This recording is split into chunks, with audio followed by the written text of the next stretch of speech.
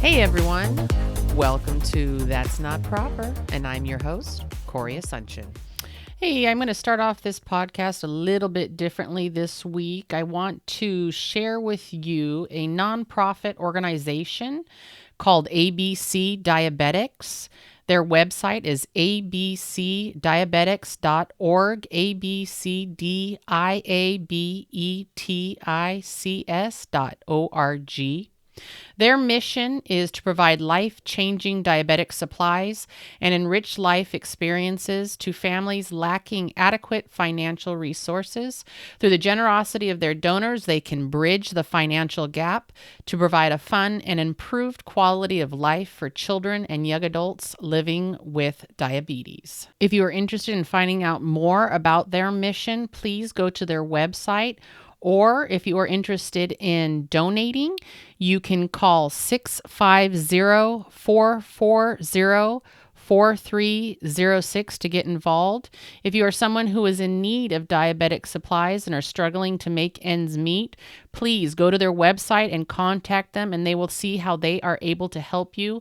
They are able to ship supplies all across the United States.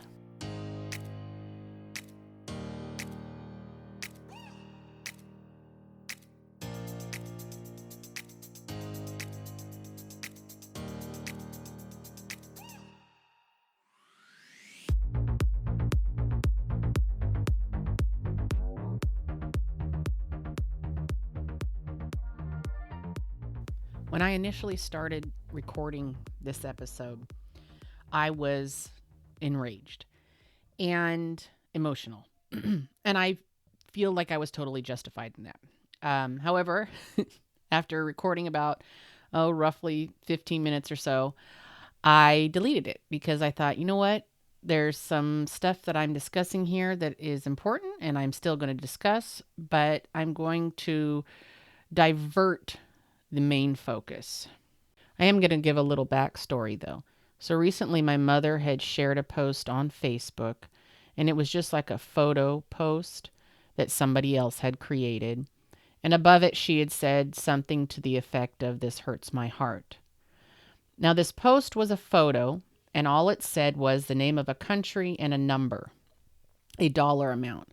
And what it was referencing was the cost of insulin or insulin pens in varying countries, and how vastly different it was here in the United States. So it said, Italy and Greece and things like that. And all these other countries, there wasn't anything, I don't think any of them were above maybe $100. Some of them were zero. Some of them were like $30. But it said that in the US, it was $700. Well, so some people had commented on that post and were just saying why and asking questions. And I had posted a couple things on there that explain what the actual cost to produce insulin was, and explained that the reason for the extreme cost in America, I believe, is greed and power and whatnot, not empathy, not compassion, not concern for the health and welfare of individuals, but power and greed. Well, some person, I'm going to go ahead and leave out his name, said, and I quote, "That's not true at all. I am type 1D," which means type 1 diabetic. "You can buy a vial for $80 at most pharmacies. This is left-wing bullshit propaganda, fucking lies, which you are now spreading. Happy day, people." Now, I was enraged. And here's why I was enraged. What many may not know, some of you do, some of you don't, I am the mother to two type 1 diabetic sons. My son, who is now 15, was diagnosed at the age of 3, on his 3rd birthday, in fact. And my other son, who is now 12, was diagnosed around the age of 4.5. I have some very intimate experience with being the mother of a type 1 diabetic. I have some very intimate experience with the costs associated with being a type 1 diabetic. Just to impart a little bit of knowledge, and understanding for those who may not understand type 1 diabetes. My son's pancreas does not produce insulin. Insulin is necessary to continue living. If my sons do not have insulin, they will die. That is not an exaggeration. That is fact. If my sons do not have the insulin in their bodies, which we have to inject via manual injection or their insulin pumps, they actually will truly die. And the type of death that it would be painful. It would be horrible. It is rough. Diabetes is no joke. A few months back, we ran into some issues with regards to the insulin that was needed for my sons. And these issues actually had nothing to do with me. I was doing everything I possibly could because I am an advocate for my children.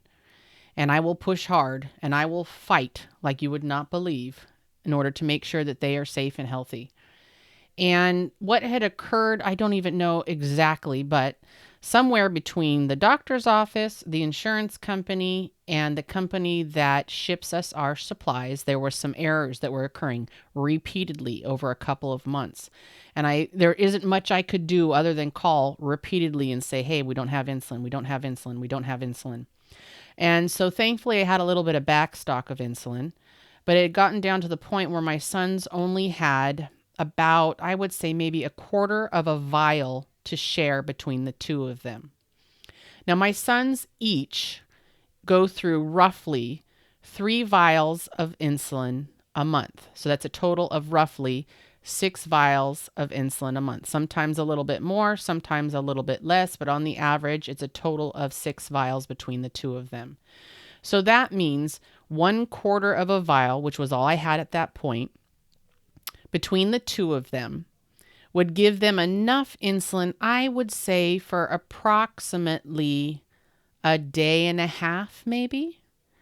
And so obviously this is panic now. I've been panicking for a while, but this is some serious panic. And I usually try not to panic about these types of things in front of my kids. And I think we've done a pretty good job, especially when it comes down to the diabetes. They understand that if they don't have insulin, they'll die. They do understand that. And so it was a lot of phone calls and yelling and all of that kind of stuff because now, Mama Bear had come out. I was enraged.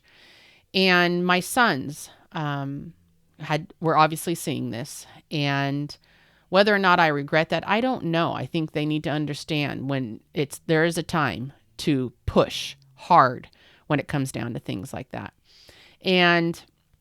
But to see my son, one of my sons especially, who had now great fear that if we didn't get insulin, he was going to die. I can't even begin to explain how painful that is to see in the eyes of your child. He was really good about asking, hey, Mom, did they get it yet? Did they get it yet? Are we going to get it? Do we have enough? And then now, since this situation had occurred, he's constantly checking to make sure there's enough insulin so that he can continue on living. At any rate, what had happened was there's this huge screw up, and I needed that insulin, and I needed it now. And so the doctor's office said, okay, you know what we'll do instead? Let's just try this. Let's go ahead and we'll call a local pharmacy and you can just go pick it up, just at least some insulin for now. Because like I said, our supplies are shipped to us automatically every month because of the mass amount of supplies that are needed. It works better to have them shipped. Not only that, a lot of pharmacies are just weird about how they deal with insulin supplies and pump supplies and all that. And like I said, it is a mass amount. So we have them shipped to us. That works best for our doctor's office and for us as well. At any rate, so they had to take that prescription that had already been sent to another pharmacy, the pharmacy that ships our supplies, and send it to Walmart. Walmart couldn't get it to pass through because of the system already showing it was with another company, blah, blah, blah. Anyhow, I said, screw it. I'm done with this. Tell me how much this insulin is. I'm going to walk in and purchase just 1 vial because I know this will get worked out. But the thing is my sons could possibly pass in those few days that it takes for you people to get this worked out. And the woman on the other line of the phone at the pharmacy at Walmart, her voice changed. And she got quiet. And I said again, how much is it going to cost for me to just walk down there right now? You have the prescription. How much is it going to cost me to just purchase this one vial of insulin? And she paused and she said, $1,000. At that moment, I immediately broke down in tears. I am not a super emotional person. I don't really like people to see me cry. I'm emotional in this sense that I have empathy and compassion, but I don't just like bust out crying in front of people. I don't do that. And even if I do have a moment of tears, I like to get over it really fast. This one broke me. I had to really gather myself. My family was seeing this. I was trying to leave the room so they didn't see me in this emotional state. And the reason why it broke me was not because I didn't think I could not get together $1,000. I don't have $1,000 just laying around. I knew I could figure it out. We have a large support system. I knew that I could get it together. But what broke me was the idea of how many people, children specifically is what I was thinking of, in this country need this insulin but cannot afford it. It broke me. There was a period of time where for us, something as simple as $80 might have meant that I wasn't getting my children fed that week. And so this killed me to think, are you serious? Somebody actually would have to come down there and pay $1,000 in order for their children to live, but it might not even matter because their children couldn't even eat that week. So back to this ignorant man's post or comment on my mother's post. I was so enraged. It took every ounce of patience and restraint within me to not just rip this man to shreds. I had to stop and think, okay, so this guy's obviously a fool. He's obviously a moron. I could go on and on. And what was even more frustrating to think was this man was a type 1 diabetic.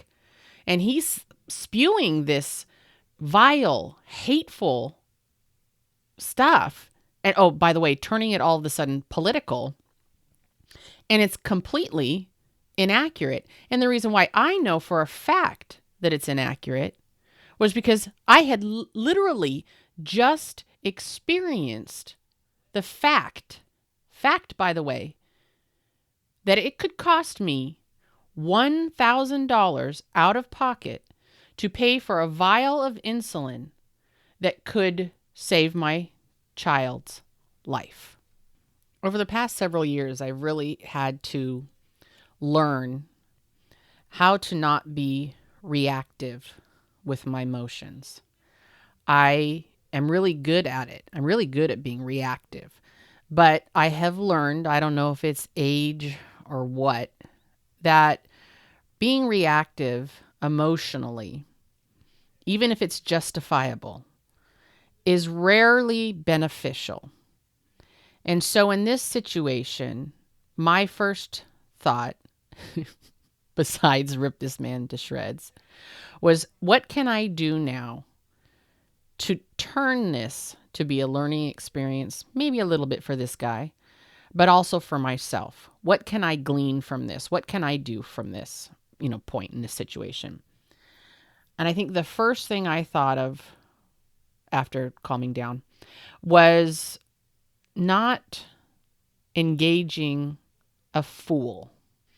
Have you ever watched someone have an argument?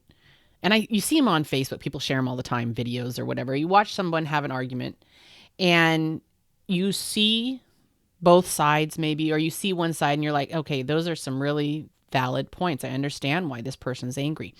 But you then see the evolution of it. And then they act like morons. And then they're calling each other names and hurting each other at the core. And the topic is now lost and it makes no sense anymore. And it's obvious that one of these people, if not both of them, aren't hearing each other. They're not there for understanding. Now they're just there out of an emotional rant. And the point of the matter is completely lost. And it's lost on the person. And it makes no sense to continue to engage because that person likely will never even hear. And so pretty quickly with this post and the comments, I saw that this guy was going to become just like that. He was going to be, and actually was, passive aggressive and nasty and vile and turning it very political. And really just, my impression was, oh, this guy's a horrible, horrible human being. And it was obvious that he wasn't going to hear anything, whether it was factual or not. There was nothing that was going to be heard or understood. There was no way to come together and have some sort of communication that was going to be based on the intent of understanding. And so I just stopped. I wasn't going to reply anymore. And again, Facebook arguments are so goofy anyhow. I caught myself pretty quick and was like, okay, this man is a fool. And to continue on with him anymore at all would start to turn, and I would become a fool, because I could also feel myself getting hot and enraged. And I thought, ooh, this is what he wants. And I was not going to give that to him.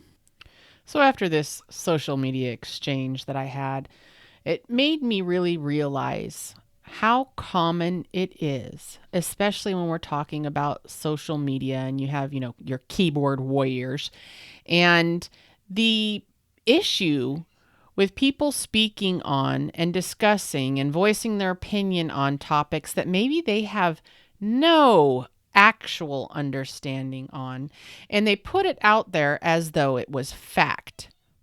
In addition to that, the things that they do when they do this, and the people that they may be greatly offending. Because I'll tell you what, I was offended by this. I was insulted. And yes, I can choose to be or to not be offended. But the issue was, the offense was not just to me, not just to my mother, but it was to my sons. It was to other people that struggle with invisible illnesses. It was offensive to people who are in financially stressful situations. It was an insult to other type 1 diabetics. It was an insult on a greater scale than I think this fool could have possibly ever comprehended.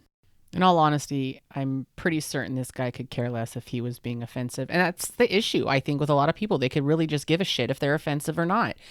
I, however, care. I am a firm believer in standing up for the marginalized and oppressed. I am a firm believer in standing your ground on what you know to be the truth. But I'm also a really firm believer in speaking that which you know about. And so you cannot just say that your thoughts are truth. You need to make sure that you've researched and it's fact-based. And so that means when you see these posts and these comments and these graphics and these news articles from whichever side of the front that you are on, research to find out if there's anything that's actually factual. I do that with everything. I am not a Republican. I am not right wing. I am also not a Democrat, and I am not left wing. I'm truth. Is that even a thing that exists in the political arena? I don't know. But if I see something, I am going to research to find out if this is factual. And if I can't find anything that backs it up, I'm not going to spread it around. And so I encourage other people in the same way. If you have an opinion on something, and if you have a stance on something, research it, gain some understanding, find out if your opinion is based on anything that is factual before you go around spreading your whatever shit on everybody else. I'm not really in the business of desiring to clean off your shit off of me. It's a real simple thing. Recently there was a post I was reading about, something that was, controversial. And I wanted to find out the truth on it. It literally took me like 3 seconds to find out whether this was fact-based or opinion-based. It's not like I spend hours and hours and researching on absolutely every topic that I happen to see come across, a social media page. But a lot of the times it takes but a moment. It is not that difficult. So I really encourage other people to do the same thing, especially if it's something that you feel passionate about. Research, find out the truth. Don't just read the articles and the memes and all of those things that are coming from solely your only arena, because obviously, let's take for example, let's say you're a Republican and all you read is Fox News. Well, the thing is obviously it's going to be biased. So why would you want to be the fool who spreads around solely biased information? There is a pretty good chance that you're missing out and not having some understanding on both sides. Research, look all over, look at both sides, see if you can find out the truth in there, because I'm pretty certain you're going to find out some information that maybe you have not considered before.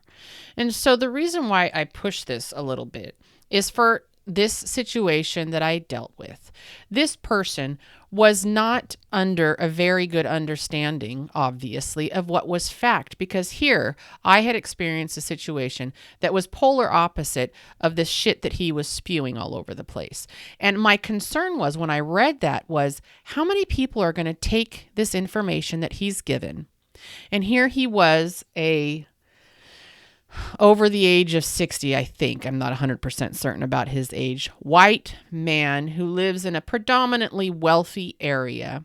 And so I'm willing to bet some people are going to listen to what he has to say and take it as fact.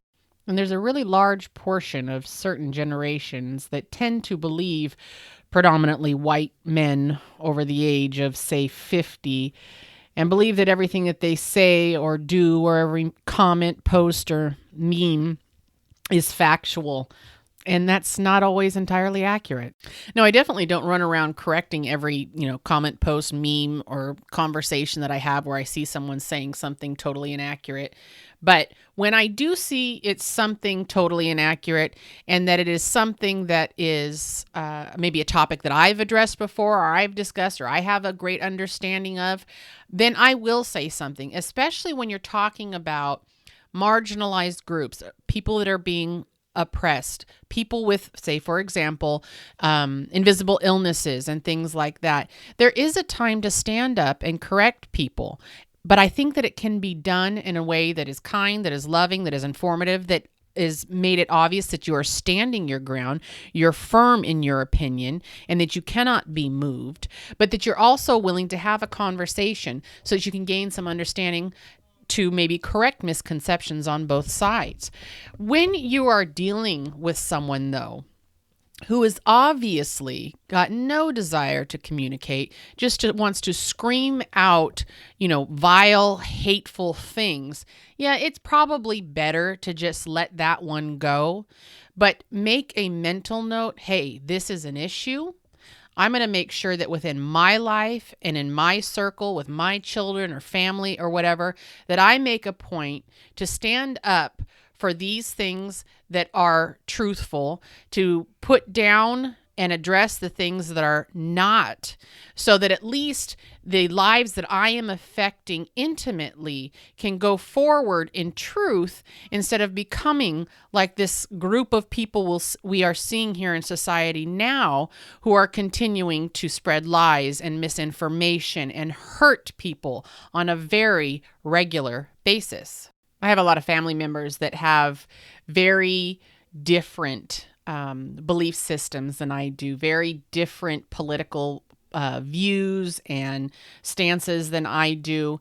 And it's taken some time, but I'm actually able now to come together with some of these people and have conversations, even though we have very opposite understandings and beliefs, and both of us are very firm in what we believe, and still have these conversations in love, and be able to walk away after having a beer and maybe a shot of tequila, whatever, and hug each other and still love each other, knowing that we can come together, we can communicate our own personal views and opinions, knowing that we can walk away and still love one another. In addition to that, I'm able to walk away with an understanding. Sometimes my understanding is, okay, you know what? I still don't agree with them, but I see why they feel this way. And so my motivation then is to find a way to eradicate that feeling, to find a way for them to move past that feeling so that they can see truth, or maybe even come to the side of understanding so that we can move forward. I don't think that we all need to have the same exact beliefs and opinions, but I do think that we all, every single one of us, need to find a way to come together and communicate in love and understanding. There is no way there is going to be progression or change in our society if we all come at each other with hate and vile words. It's just not possible. I know with my personality, if you come at me and you're attempting to get me to change my mind on something, and you come at me in an attack mode, oh, there's a wall up. I don't care what you have to say. You could be spilling out the truth all over the place, and I don't even care. It doesn't matter to me anymore. I can't hear you. And on the topic of letting go, sometimes it's just better to let go. And it's better to let go sometimes because the continuation of a harmful conversation or whatever it is that you've got going on, if it's only going to bring about harm to everybody, well, it's probably better to just let it go. And then maybe there'll be an opportunity at a later date to discuss it or address it or come together. But if you're only going to harm yourself, and what I mean by harm yourself is if you're getting angry, if you're getting reactive, if you're getting vile, even when you're speaking truth, if you're harmful in it, it is no longer beneficial. And so if in dealing with other people that have opposing views, or that maybe their views are completely and totally not factual, the only way to communicate with that person is by being hateful and vile and harmful, well, it's no good. So it's better to let that go. Let that person be a fool. Do not become a fool like them. I have this reoccurring theme, I think, within all of these podcasts, and that's that we do really need to find a way to communicate and gain understanding between differing opinions and lifestyles and cultures and society. We need to be able to come together in love and understanding, because there isn't going to be any change. And what I mean by coming together in love and understanding is that we are not seeking just to have our voice heard, but we are seeking to understand as well. And if you've got two parties where both are coming together in love and both want to be understood and they want to understand, the only thing that can do is bring about good change, bring about communication, bring about an evolution of perpetuating understanding in societies and in your children and your relationships and your families. How is that not just a wonderful thing?